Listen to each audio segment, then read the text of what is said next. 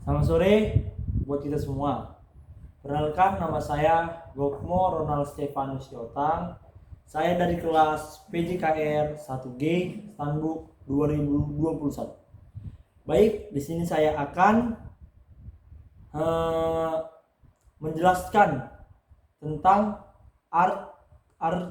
arkeologi atau persediaan. Baik. Sendi adalah tempat di mana dua tulang atau lebih saling berhubungan, di mana di antara tulang-tulang ini dapat terjadi pergerakan atau tidak. Sendi dapat dibagi atas 3 bagian, yaitu adalah sendi fibrosa, sendi cartilagineusa, atau sendi sinovial. Sendi fibrosa adalah suatu persendian di mana permukaan tulang yang bersendi dihubungkan oleh jaringan fibrosa, sehingga kemungkinan gerakannya sangat sedikit. Contohnya, 1. Sutura yang menghubungkan tengkorak. 2. Arteriofibularis inferior. Sendi cartilaginosa terbagi atas 1. Sendi cartilaginosa primer adalah suatu persendian yang tulang-tulangnya disatukan oleh suatu lempeng atau potongan rawan hyaline. Contoh, persatuan antara epifise dan diafise, atau dan antara iga 1 dan manubrium steril. 2. Sendi cartilaginosa sekunder. Sendi cartilaginosa sekunder adalah suatu persediaan yang tulang-tulangnya disatukan oleh suatu lempeng rawan fibrosa, dan permukaan sendi ini diliputi oleh lapisan rawan hyaline yang tipis. Contoh, arc intervertebralis dan sapnis ossis pubis. Sendi sinovial. Sendi sinovial adalah suatu persendian yang mempunyai kemungkinan gerak banyak sekali karena terdapatnya diskontinuitas di antara tulang-tulang yang bersendi, atau tepatnya terdapat pada rongga-rongga sendi. Ciri-ciri: 1. Ujung tulang bersendi dibedakan atas dan caput articularis dan cavitas glenoidalis.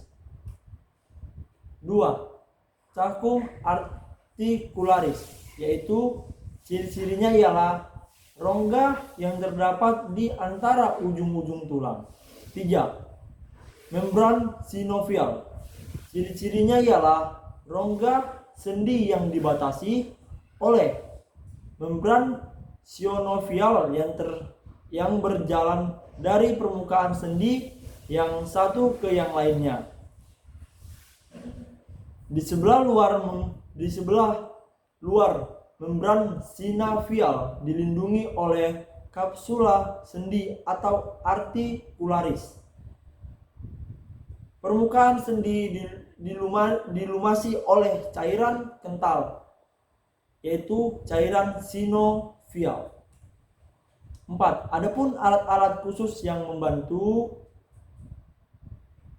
diskus atau meniscus articularis, yaitu irisan rawan fibrosa yang terletak di antara permukaan sendi. Ini berfungsi sebagai penyanggah dan mengurangi gesekan di antara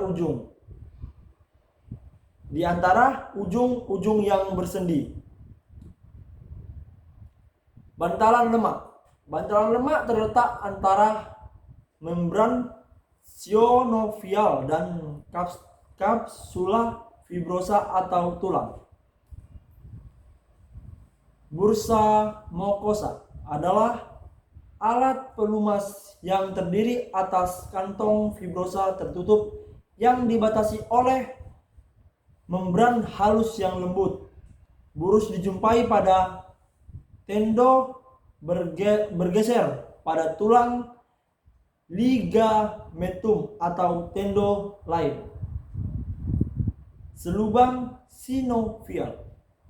Selubang sinovial merupakan bursa berbentuk tubular yang mengelilingi tendo.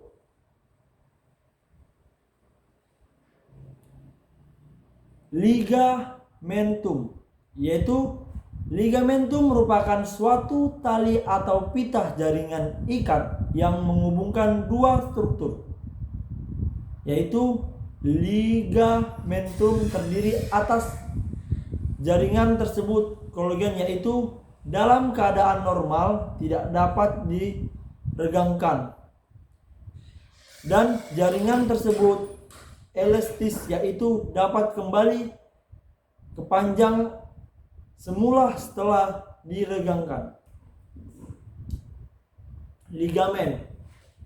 Ligamen fibrosa atau kolagen dapat mencegah pergerakan sendi yang berlebihan.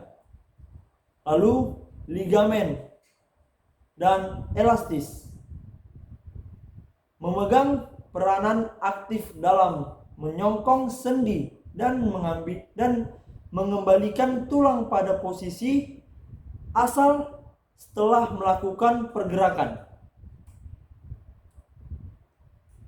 Derajat pergerakan sendi. Sinovial dibatasi oleh bentuk tulang yang membentuk sendi dan struktur anatomi sekitarnya, dan ligamentum fibrosa yang menghubungkan. Jenis-jenis sendi sinovial. Menurut susunan, permukaan dan pergerakan yang mungkin dilakukan, sendi ini terbagi menjadi 1. Sendi plana atau sendi datar. Sendi plana atau sendi datar, permukaan sendi datar atau hampir datar sehingga memungkinkan tulang saling bergeser satu sama lain. Pergerakan terbatas, sedikit miring dan rotasi. Contohnya, arc sternoclavicularis dan arc acromioclavicularis. Sendi engsel. Sendi engsel, sendi ganglimus dan hygo joint. Sendi ini mirip engsel pada pintu dan sumbu gerakannya tegak lurus pada arah panjang tulang. Gerakan yang bisa dilakukan adalah yaitu fleksio dan extensio.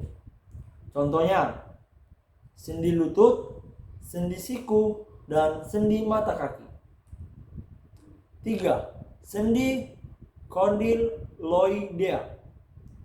Sendi condyloidea, sendi ini mempunyai permukaan konver yang nyata dan bersendi dengan permukaan yang konvex. Sumbu gerak dan panjang tulang paralel, dan gerak yang bisa dilakukan adalah fleksio, ekstensio, dan abduksi dan adduksi dan sedikit rotasi.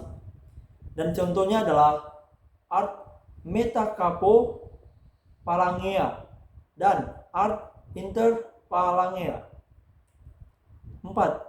Sendi ellipsoidea.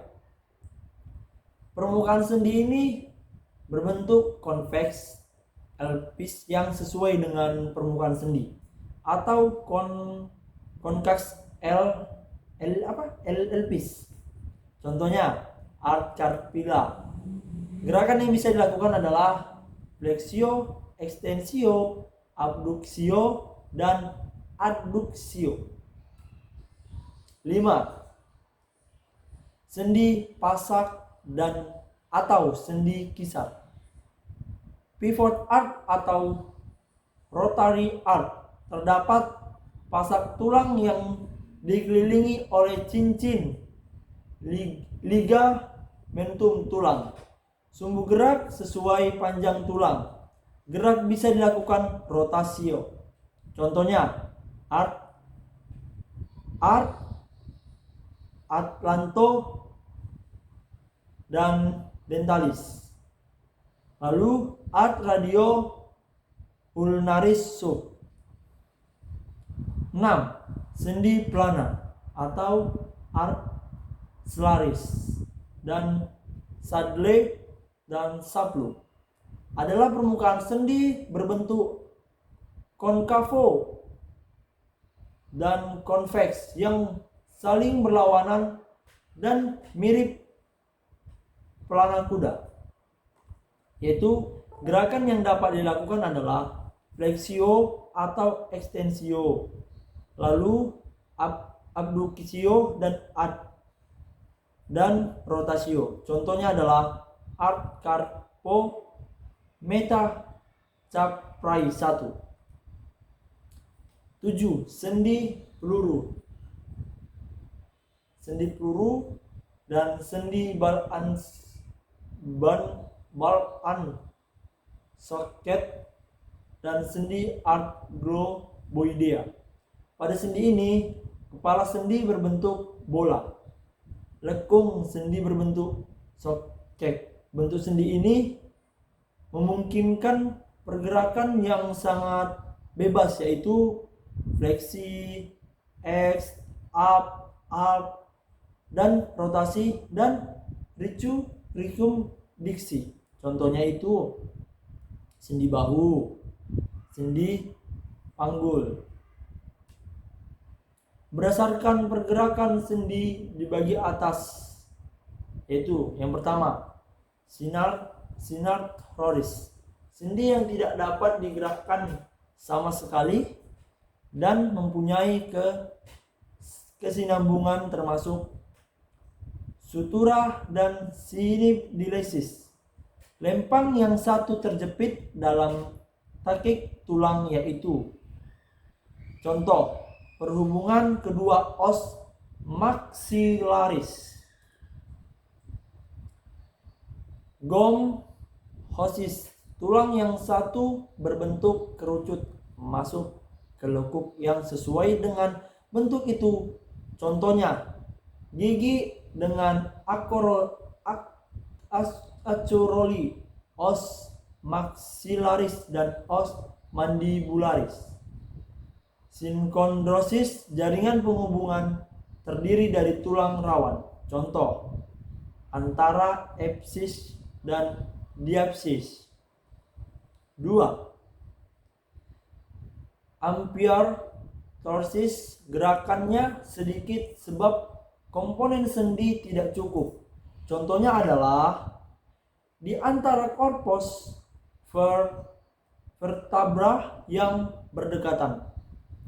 3. Diarthrosis, sendi yang kemungkinan gerak luas sekali karena terdapat discontinuitet di antara tulang-tulang tersebut. Stabilitas sendi tergantung pada 1. Bentuk, ukuran, dan permukaan sendi. Contohnya yaitu bal dan socket pada sendi pinggul. 2. Ligamentum.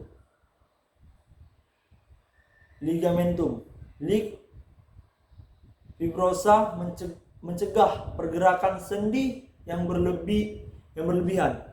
Lig elastik mengambilkan ke panjang asalnya setelah terregang. 3. Tonus otot merupakan faktor utama mengatur stabilitas. Persyaratan sendinya itu adalah kapsula dan ligamentum yang mendapat banyak supali, saraf sensorif, rawan sendi yang mempunyai sedikit tujuan saraf. Hukum Hilton itu adalah saraf